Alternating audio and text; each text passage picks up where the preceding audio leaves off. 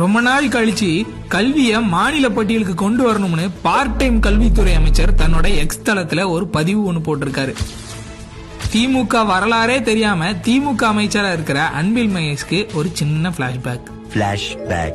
1976ஆம் ஆண்டு தான் கல்வியை மாநில பட்டியல இருந்து பொது பட்டியலுக்கு கொண்டு வந்தாங்க. அப்போ மத்தியில ஆட்சியில இருந்தது காங்கிரஸ் கூட்டணியில இருந்தது திமுக தான். 1976ல 42வது திருத்த சட்டத்தை கொண்டு வந்த Indira Gandhi education, forest, weights and measures, protection of wild animals and birds, administration of justice உள்ளிட்ட 5 மாநில உரிமைகளை பறிச்சு பொதுப்பட்டியலுக்கு மாத்தினாங்க.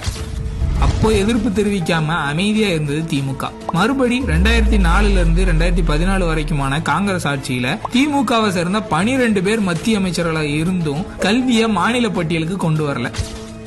இன்னைக்கு கல்வியை மாநில பட்டியலுக்கு கொண்டு வரணும்னு சொல்றது எந்த வகையில நியாயம்?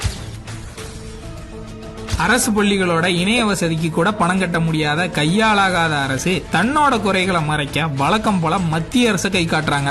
ஆனா பாவம் பாருங்க, அமைச்சரே அவர் வாயை கொடுத்து மாட்டிக்கிட்டாரு. இனியாவது பொய் சொல்லாம ஆக வேண்டிய வேலையை பாருங்க.